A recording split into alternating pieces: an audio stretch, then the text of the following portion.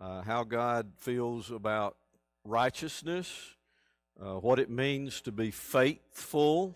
All of those things are going to be contained in Old Testament books. We're going to have insight into who God is. And so, one of the themes that we saw all the way through the book of Joshua was faith. I really kind of labeled it as a book about faith. It is preceded by the Israelites having been there, and because of a lack of faith, they were not able to enter. But now, because they put their faith in God, this generation is able not only to enter, but to be successful in conquering their foes. But even by the time you get to the end of the book of Joshua, there is this observation that they haven't completely settled the land yet. Joshua's an old man. It's been a long time. And they haven't done what they needed to do completely. They haven't even settled in the land. And then you have Joshua's great statement at the end of the book about making sure they understood that it was their choice to choose who they're going to serve. Choose this day whom you'll serve. As for me and my house, we'll serve the Lord. So that's one of those themes that runs through the book of Joshua. Remember, we talked about when God gives him this confidence builder at the beginning of the book of Joshua, where he says, be strong and courageous, when he continually restates that, restates it matter-of-factly in the same words, but also he does it in other words as well. But he continues to tell him, make sure that you are strong and courageous. I think, again, that gives to that theme that I'm talking about, which is the theme of faith, because what that means to me is that he needs to have the faith to be able to do what God said do, be strong and courageous, because you have faith in me to be able to walk around the city of Jericho and watch the walls fall, to be able to go against the giants and watch them fall, because I am with you. So here we are in Judges chapter 1. The first theme seems to be stated, I think, really toward the end of the book, but it's something that is the center of the book all the way through. So go with me to Judges 21. And I think you'll see there as we get to the end of the book, one of the things that is the highlight of the whole book of Judges. Judges 21, verse 25. So you get to the end of the book, the very last phrase, the last two sentences in this translation. In those days, there was no king in Israel. Everyone did what was right in his own eyes. That seems to be a theme through the book. And you couple that with what takes place from chapter 1 to right here, and what you're going to find is that in many cases, the Israelites have some faith. They have a partial faith. They have a little bit of faith. They have sometimes no faith, but a lot of times there's a little bit of faith. But what you also learn is that a little bit of faith won't get it done. You have a little bit of faith in God, but you're putting most of the faith in yourself, and you're going to go against your enemies, and you're going to fail. You're going to fail to completely conquer. You're going to fail to completely achieve your goal, even though they may have had a little bit of faith. Now, I'll accept the argument that maybe they didn't have any faith at all. Maybe they're just speaking the fact that they actually did have some faith, but they really don't have any at all. Look at chapter 1, verses 27 and 28, because this gives you, as you get to the end of chapter 1, or you're not all the way to the end, but as you get close to the end of chapter 1, you already see what I'm talking about. Chapter 1, 27 and 28. Manasseh did not drive out the inhabitants of Beth-shean and its villages, or Taanach and its villages, or the inhabitants of Dor and its villages, or the inhabitants of Ibleam and its villages, or the inhabitants of Megiddo and its villages, for the Canaanites persisted in dwelling in that land. When Israel grew strong, they put the Canaanites to forced labor, but they did not drive them out completely. The reason I say they may have had a little bit of faith is because they were granted victories. God granted them some victories, but they didn't go all the way. They didn't go far enough. And this kind of summation, the summation of their failure to complete the conquest is, I think, a highlight of the book as well. So you have really those two, what I would call significant themes of the book. Every man did what was right in his own eyes. And then you have this second very important one was this tag that they're going to have, which is they failed. They failed to drive out the inhabitants. They failed to be able to fully conquer and to fully get them out of the land. A lot of times, and this comes up often, and maybe I shouldn't open this can of worms, but I think because I've heard it recently from someone, I think it's something that maybe we can address. Why would God ask these Israelites to totally destroy these people? That is an argument that's used, I think, from the worldly standpoint, oftentimes even from those who are religious. It is the God that I serve is a God of love, and He wouldn't do that. So how could God do that? Well, Deuteronomy 18 describes why God wanted this to take place. So if you want to go with me to Deuteronomy 18, and we'll look at why this was such a big deal for God. Why was it a big deal that they didn't do what God said do? Why would God make such a big deal out of them not completely destroying these inhabitants? So if you'll hold your finger there in Deuteronomy 18, I want to go over one more couple of pages and see.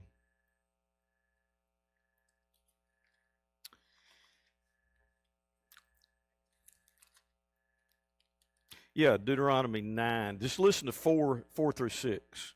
Deuteronomy 9, 4 through 6. Do not say in your heart after the Lord your God has thrust them out before you, it is because of my righteousness that the Lord has brought me in to possess the land, whereas it is because of the wickedness of these nations that the Lord is driving them out before you.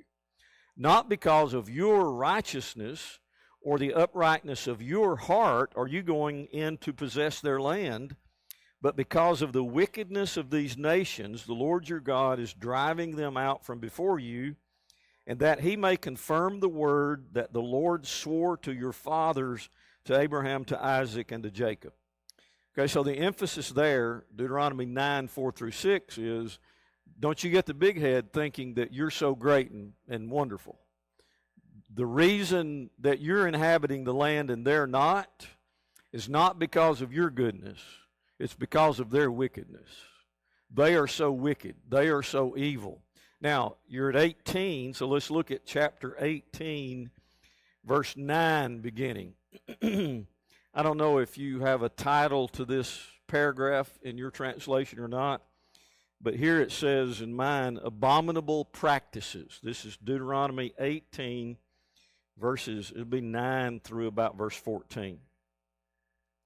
And when you come into the land that the Lord your God is giving you, you shall not learn to follow the abominable practices of those nations. There shall not be found among you anyone who burns his son or his daughters or an offering, anyone who practices divination or tells fortunes or interprets omens, or a sorcerer or a charmer or a medium or a necromancer, or one who inquires of the dead. For whoever does these things is an abomination to the Lord, and because of these abominations, The Lord your God is driving them out before you. You shall be blameless before the Lord your God, for these nations which you are about to dispossess listen to fortune tellers and to diviners. But as for you, the Lord your God has not allowed you to do this. So there's two sets of verses that kind of explain from Moses' last words to the people, which is the book of Deuteronomy.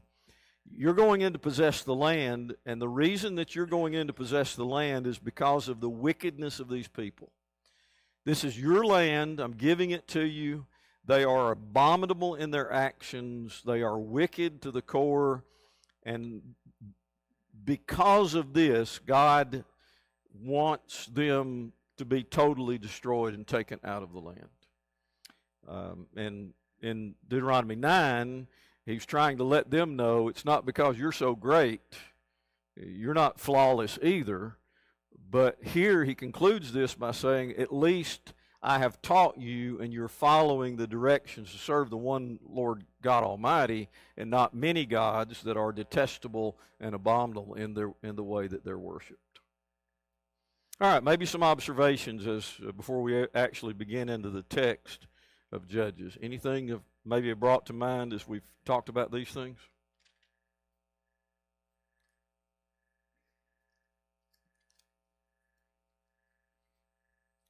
All right, you have this continuing conquest of Canaan that it opens up with in chapter 1. The success begins, and you have that going really through all the way about verse 18. But the problem with what happens next is verse 19. We'll go back to the earlier verses, but notice when you get closer to where we looked at 27, 28, there's the failure to complete the conquest. But already in verse 18, Judah also captured Gaza, which is with its territory, and Ashkelon and its territory, and Ekron with its territory.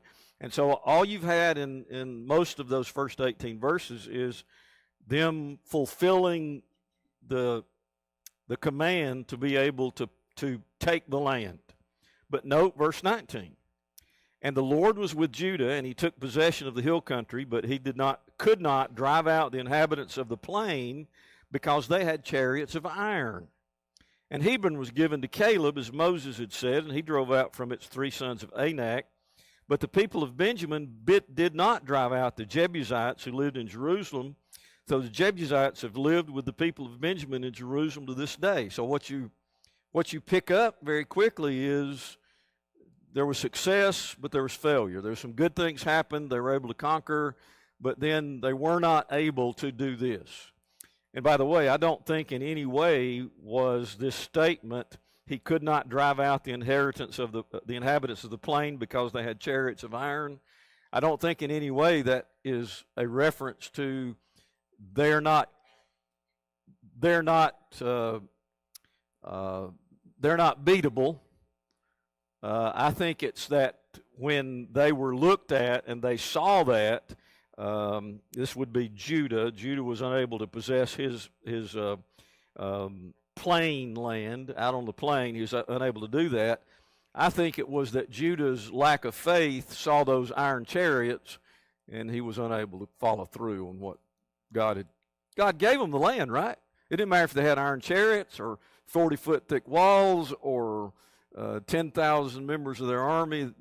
It didn't matter. None of that mattered because it wasn't Judah that was going to win the battle. But the statement here in verse 19 that Judah was unable to beat them because they had iron chariots, that's no reflection on God. I think that's a reflection on Judah.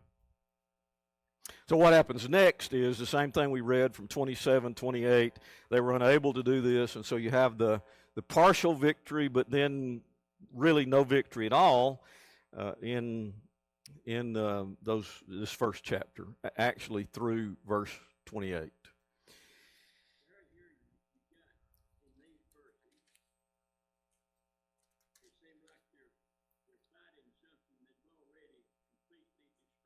Mm-hmm.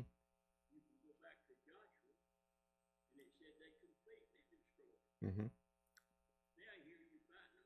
Mm-hmm. Well, I think I think the problem is occurring here because they failed to completely drive them out originally. They settled the territory, but God gave them the territory, but they never completely did away with them.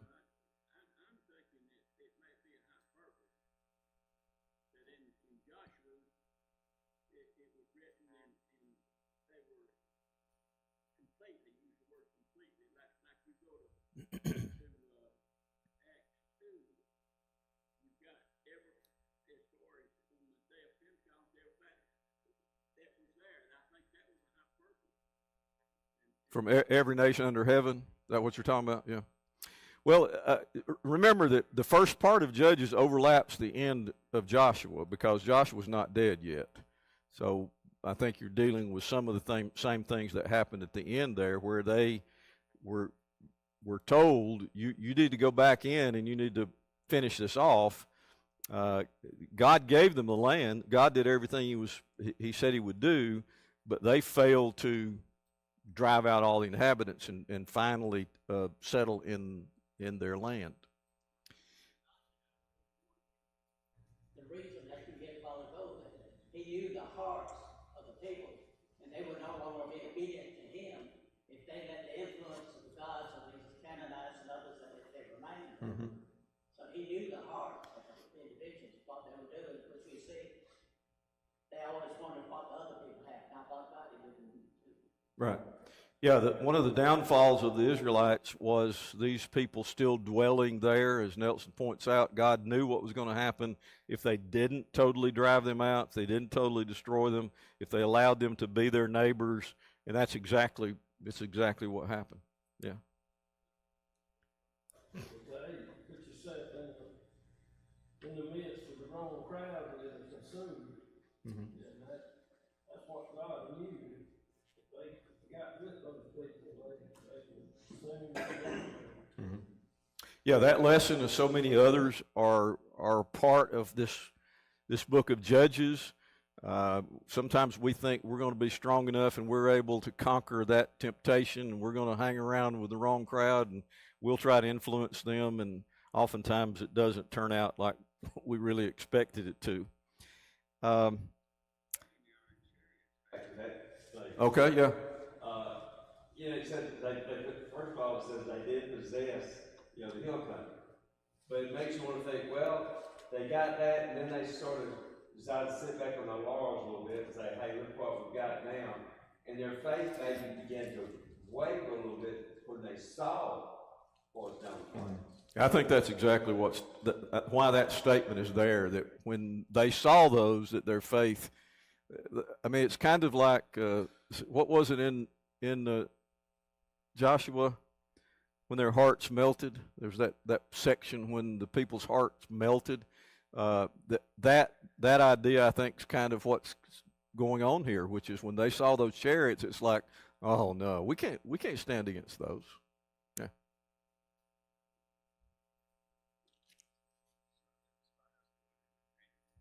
Yeah.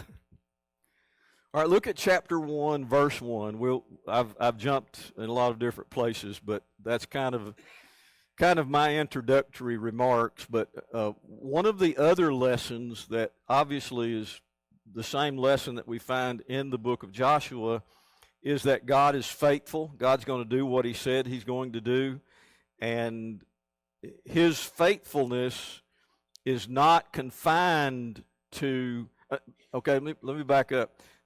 They're not possessing the land was not a reflection on God, because God was giving them victory when they were faithful.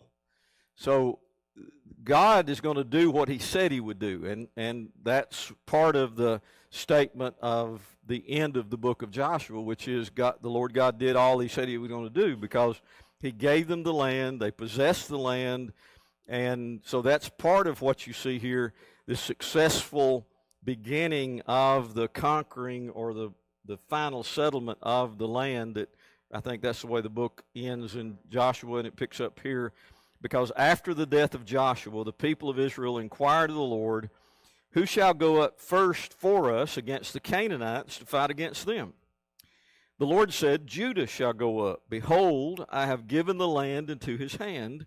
And Judah said to Simeon his brother, Come up with me into the territory allotted to me, and that we may fight against the Canaanites. And I likewise will go with you into the territory allotted to you.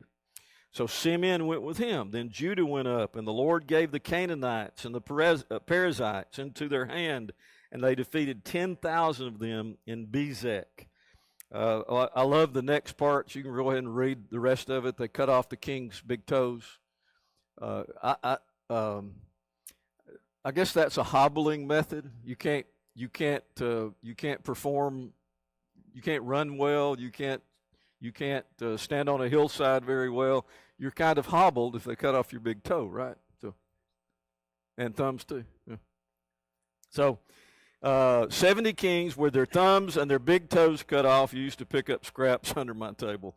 So that's, you can read that. But you see what is taking place here through what I read. Judah goes to his brother Simeon and says, you go with me and let's conquer my land, and then I'll go with you and you conquer your land. Now my question is, when I read that, the first thing that came to my mind was, did Judah not have enough faith? Why did he ask Simeon to go with him? If he had enough faith, why didn't he just go out there and say, okay, God, I'm ready to take my land, finally conquer it, finally wipe everybody off this land? So, I don't know. I guess in my mind I'm thinking this is a lack of faith because he goes and asks for help from his brother Simeon when he didn't need that help, did he? Did he need it? I don't think so. Because the Lord said, I'm going to give it to you. And, I mean, remember Caleb went up to the hill country. He didn't ask anybody to go with him. He was going to fight giants. Well, I don't know. You can think about that one. But it seems to me to open up that way that maybe Judah didn't feel real confident at this moment. I need you to have my back, brother. When he actually should have been asking for God to have his back, or actually his front, on all sides, I guess. All right, any observations you'd like to make over those? Really about the first 18 verses are all about the who conquers what, and it talks about specific ones and their specific land, which is kind of detailed. So unless you have some observation about that, we'll move further.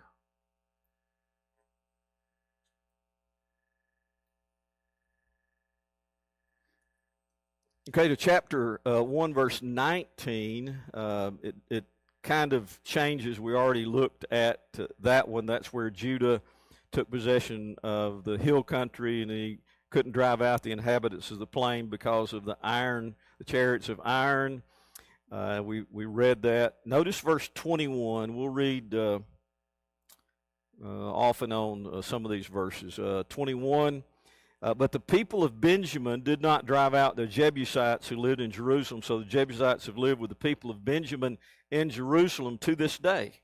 The house of Joseph also went up against Bethel, and the Lord was with them, and the house of Joseph scouted out Bethel. Now the name of the city was formerly Luz. And the spies saw a man coming out of the city, and they said to him, Please show us the way into the city, and we'll deal kindly with you. And he showed them the way into the city, and they struck the city with the edge of the sword. But they let the man and all his family go. And the man went to the land of the Hittites and built a city and called its name Luz. That is its name to this day. And then 27 and following talks about their failure to complete the conquest. We read a portion of that as well. But I think what we find here is, or at least what seems to be coming out to me in chapter 1, is the fact that they had a little bit of faith, but a little bit of faith's not really faith at all. They're not able to conquer in some of those situations because they seem to be looking around at their own power. They seem to be looking around at the power of their enemies. They seem to be doing something other than looking at God's power. And that's what God wanted. That's what God said. I will give you the victory. And that was the thing that gave Joshua that's what gave Joshua victories, was that he fully depended on God, and they did what God said, and that's when the victories came. And it seems to be less of that going on here in this first chapter. All right, what else comes to your mind through really all the way through chapter 1? The border of the Amorites, it's the last verse there in chapter 1. Anything that you see that you'd like to bring out?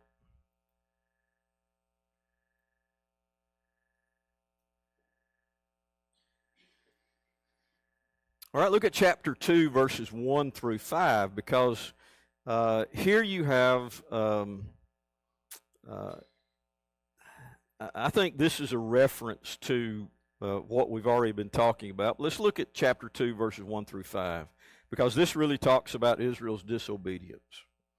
Now the angel of the Lord went up from Gilgal to Bochim, and he said, I brought you up from Egypt and brought you into the land that I swore to give to your fathers.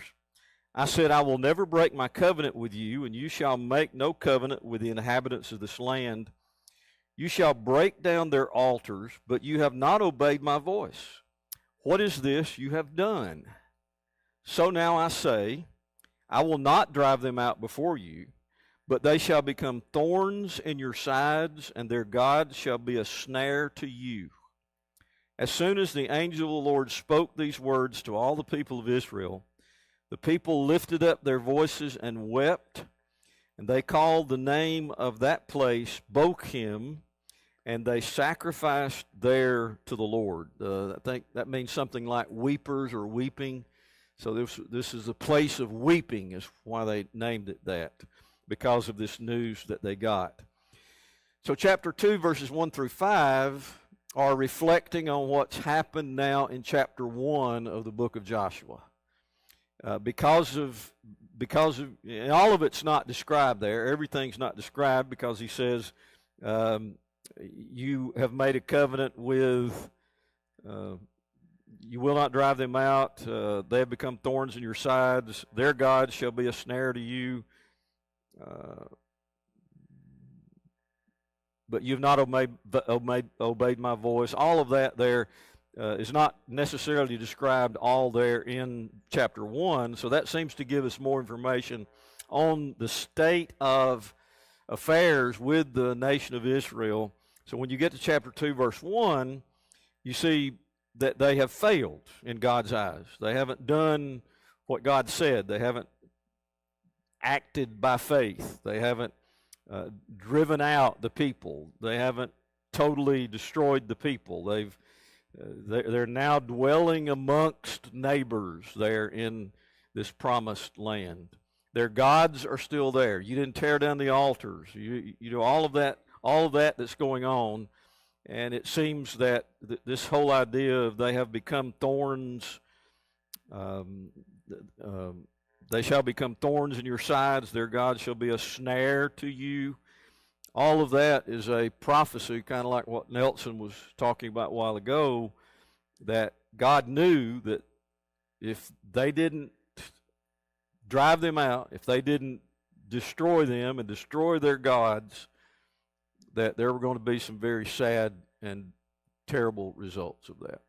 And that's exactly what happened. So God says, because you've not been faithful, because you haven't been full of faith, I'm not going to provide you with more victories. Isn't that what he says? All right, what do you think about verses 1 through 5? It's sad, isn't it? It's a sad set of verses for sure.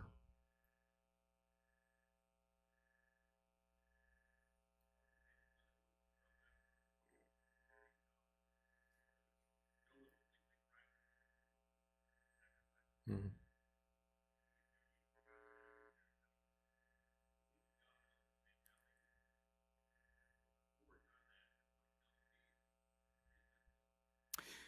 Yeah, Glenn, that's a good observation.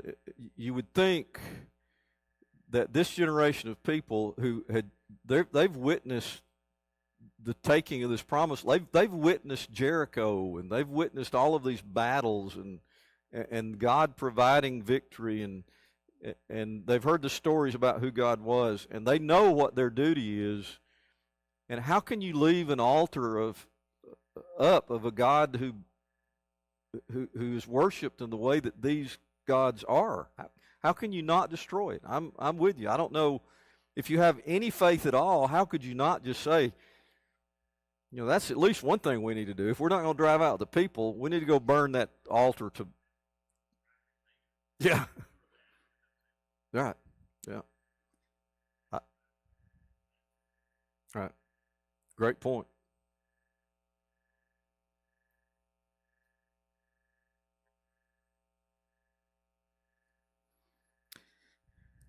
The angel begins, I brought you up out of Egypt, I brought you into the land that I swore to give your fathers, and I said, I will never break my covenant with you. Don't you know, you mentioned it, don't you know that God's heart's breaking right here? Don't you know that he is very saddened by this situation? That he's had to get to this point? It's a very sad condition for sure. So there's no doubt about it. One of the things that the writings in Joshua says, and one of the things that the book of Judges is going to let us know, is that God keeps his promises. Even though the people utterly fail in keeping the commandments of the Lord, in chapter 2, verse 1, he says, I will never break my covenant with you. You may go out and you may follow other gods, but I'm still going to be here. He's always waiting on them to come back. He's always waiting. He's always wanting them back. And sometimes they do, and sometimes they don't. And so that's one of the things I think that's a real theme here, because chapter 2, verse 1 talks about the faithfulness of God.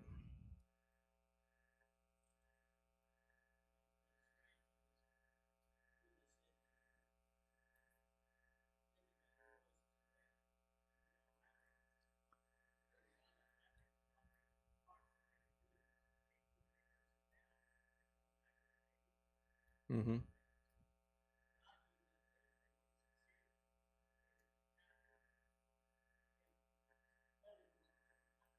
Right. Yeah, because Nelson's observation, if you didn't hear that, because the next thing that's going to really happen is they're going to be unfaithful, where the weeping that was going on there when they heard this from the angel of the Lord. Nelson's comment is it doesn't seem that was sincere, and God knew that wasn't sincere, maybe, because of what's going to happen next. So in verse 6, what begins is the death of Joshua. When Joshua dismissed the people of Israel went each to his inheritance to take possession of the land. And the people served the Lord all the days of Joshua and all the days of the elders who outlived Joshua, who had seen all the great work that the Lord had done for Israel. And Joshua the son of Nun, the servant of the Lord, died at the age of 110 years old, and they buried him within the boundaries of his inheritance in Timnath-Heres, in the hill country of Ephraim, north of the mountain of Gaash. And all that generation also were gathered to their fathers, and there arose another generation after them who did not know the Lord or the work that he had done for Israel. So you have faithfulness through the life of Joshua and the elders who outlived Joshua, those who had seen the great work that the Lord had done for Israel. And then the end of that paragraph is there was a nation that arose, or there was a generation that arose who did not know the Lord or the work that he had done for Israel. Part of it, for sure, yes. A big part of that, Dale says, is the lack of teaching. Why didn't Grandpa and Daddy tell the stories? Why didn't he tell them the stories? Why didn't they sit down and warn them, give them the words of Moses from the book of Deuteronomy? Why didn't Why didn't they do that? That's probably beginning to wait, well, maybe the faith is not wavering, but they just said, well, we're here now, everything's fine. Mm-hmm. We don't need God anymore. Kind of like when the city of Jerusalem was repopulated after the 70 years of captivity, and they got there and they became so comfortable back in their land that they didn't even build a house to worship in.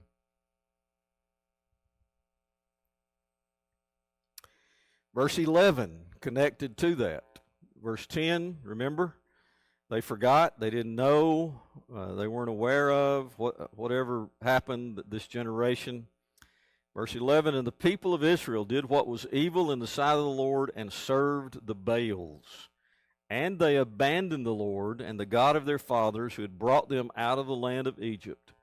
They went after other gods from among the gods of the peoples who were around them and bowed down to them, and they provoked the Lord to anger. They abandoned the Lord and served the Baals and the Ashtaroth, so the anger of the Lord was kindled against Israel, and he gave them over to plunderers who plundered them, and he sold them into the hand of their surrounding enemies so that they could no longer withstand their enemies. Whenever they marched out, the hand of the Lord was against them for harm, as the Lord had warned, and as the Lord had sworn to them, and they were in terrible distress. That's through verse 15. I'll refer you to what we read from Deuteronomy, chapter 9, and was it 16? And now this has happened. They are worshiping the gods of their neighbors. And not only are they worshiping the gods of their neighbors, they have completely forsaken the Lord God of Israel. They abandoned, verse 12, they abandoned the Lord, the God of their fathers, who brought them out of the land of Egypt. And he states it, I don't know how many times, 4 or 5 times he states it in just these few verses. They went out and served other gods. They served the other gods. They served the gods, and specifically it calls out Baal and Ashtaroth, and the Lord's anger was against them. The Lord's hand was against them. I guess we better pick up there next week because the clock says my time is gone.